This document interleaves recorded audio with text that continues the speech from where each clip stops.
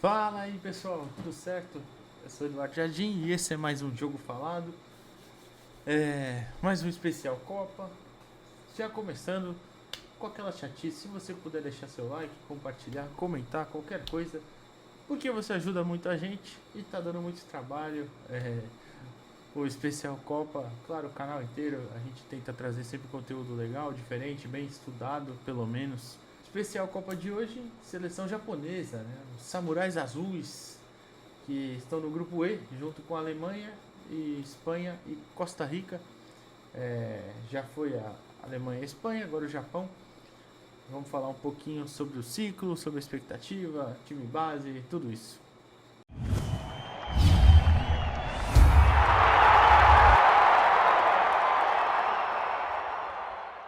O Japão teve um bom ciclo, né? O Hajime Moriyasu, técnico que assumiu em julho, né, no pós-Copa de 2018, assumiu em julho de 2018. Ele é zagueiro da seleção, era treinador do Sanfrecce em Hiroshima, tinha feito a sua carreira inteira lá, 5 anos lá no comando, tinha um bom trabalho, um aproveitamento ótimo lá, direto assumiu a seleção japonesa, depois ficou ali entre a seleção, desceu para a seleção de base, mas não porque foi demitido nem nada, só para as competições mesmo, a sub-23 olímpica, né, sub-20, enfim, ou sub-21, alguma coisa assim.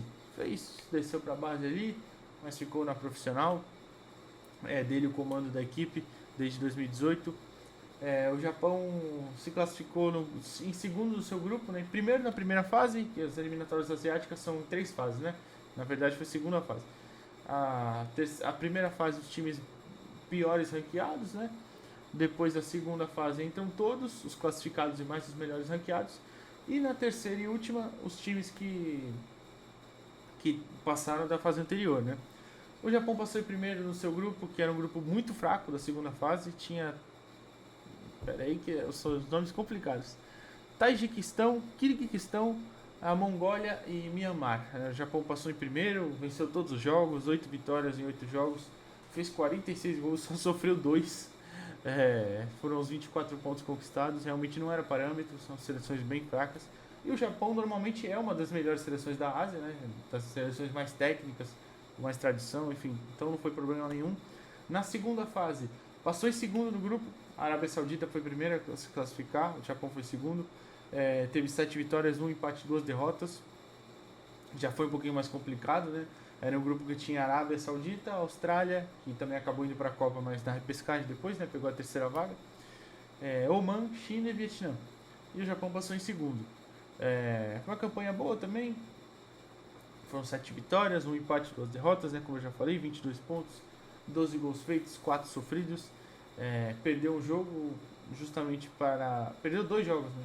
Um para a Arábia, se não me engano, outro para a Austrália. Mas enfim. Então. Classificou de certa forma, acho que tranquilo, né? Não dá para falar que não foi. É, Teve no meio do caminho, teve a Copa Asiática, foi vice-campeão da Copa Asiática, perdendo para o anfitrião da Copa, o Qatar, né? Em 2019, perdeu a final por 3-1. A Copa América de 2019, né? Foi eliminado na primeira fase, é verdade, mas empatou. Japão veio com o time jovem, né? Bom lembrar, time bem jovem mesmo, que estava começando ali o ciclo. Empatou com o Uruguai por 2-2, empatou com o Equador por 1-1, se não me engano, e perdeu do Chile por 4-0, que foi a derrota que acabou eliminando o Japão, né?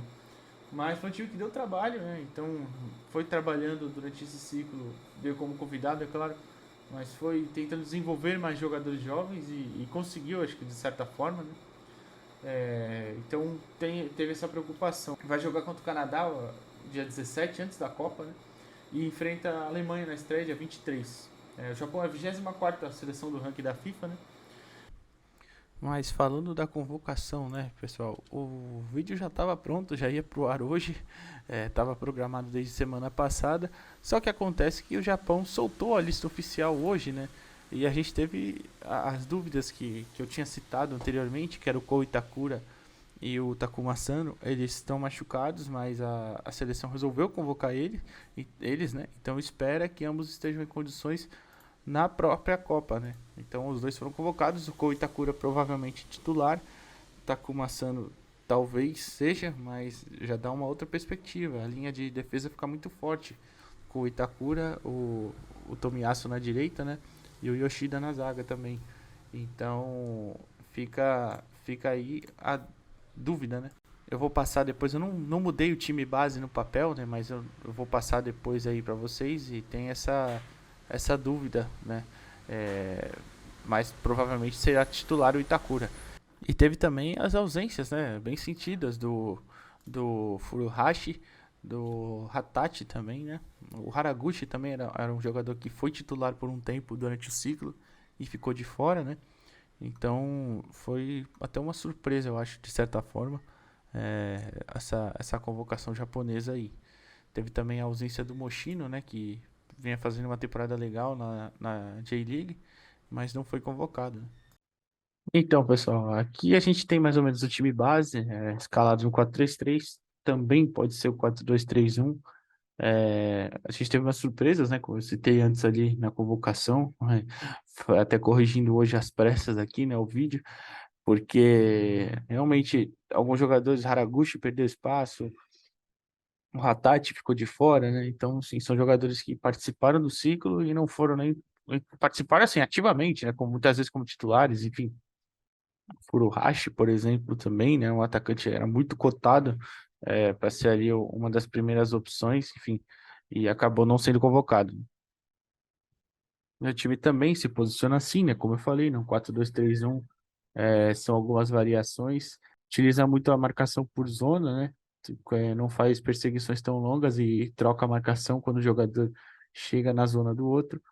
O time tem essa qualidade na saída de bola ali entre os zagueiros, por isso que, vou mostrar a imagem também mais para frente, os zagueiros ficam para trás e os laterais sobem para fazer a saída, e é parecido com o que a Alemanha faz, só que o Japão faz até um pouquinho mais acentuado isso, os laterais sobem mais para fazer uma linha no meio aqui mesmo. Então tem essa alternativa.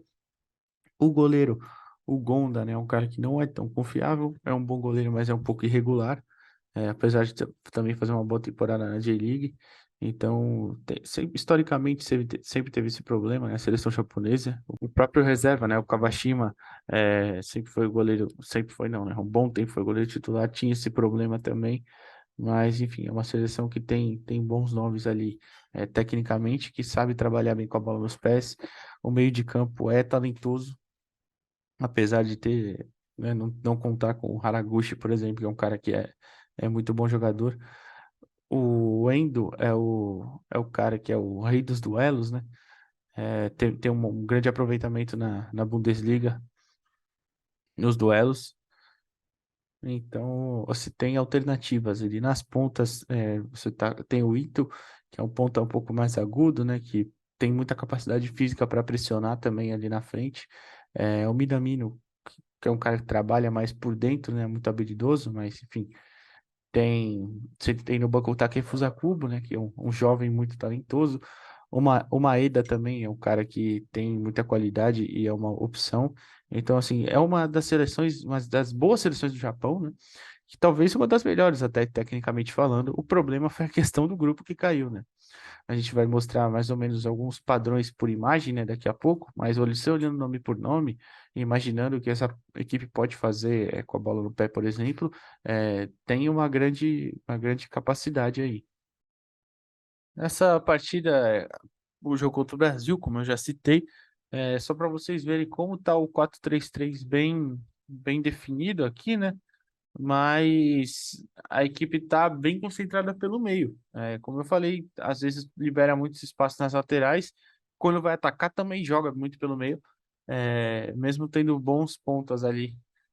Claro que os pontas participam bastante desse jogo, trabalham bastante, por dentro ou por fora, mas normalmente mais afunilando ali pelo meio. O Nagatomo tá aqui, ó. Ele vai sair para dar o combate. Inclusive, é um dos gatilhos que eu ia falar. Muitas vezes, quando o ponta é um cara mais habilidoso ou sai um passe mais longo, assim, por exemplo, essa bola foi um passe longo pro Rafinha, o Nagatomo saiu e ficava esse espaço, né, nas costas dele, mas aí normalmente é quando tem a troca, né? Um dos zagueiros vai e um dos volantes volta para a zaga, ou um dos volantes vai direto cobrir o buraco ali que ele deixa. É uma estratégia pensada, acredito eu, né? Aqui também para mostrar como os zagueiros saem para dar o bote em cima, né? Esse lance ainda no jogo contra o Brasil, o Yoshida saiu para dar o combate no Lucas Paquetá e abriu um espaço atrás que depois foi coberto pelo Nagatomo. Então é uma seleção que costuma fazer isso, e se for para deixar os alas livres, ela vai preferir deixar e fechar o meio para impedir esses avanços aí. Aqui já é um lance contra o Equador, né? Na parte ofensiva. É, na verdade, estava se defendendo essa hora. O Equador estava com a bola, que o Kaoru Mitoma foi roubar a bola, né, do Byron Castilho. Mas só para vocês verem, ó, tá aqui a zaga formada em trio, porque quando o Nagatomo saiu para dar o bote, a bola tinha voltado para cá, é, o Ito veio cobrir ele, aqui para não ficar o jogador livre. É um gatilho que normalmente essa seleção faz, e o Nagatomo normalmente é esse cara. Mas quando ele não tá em campo também pode ser o Sakai, ou o Yamani, que é o lateral reserva. E aqui é para mostrar um pouco a saída de bola. Como eu falei nas últimas vezes, a gente tomou reclamação de reivindicação, né, de vídeos, então tentando não colocar vídeos e sim só imagens, né? Mas essa é um lance, uma saída de bola contra o Equador ainda.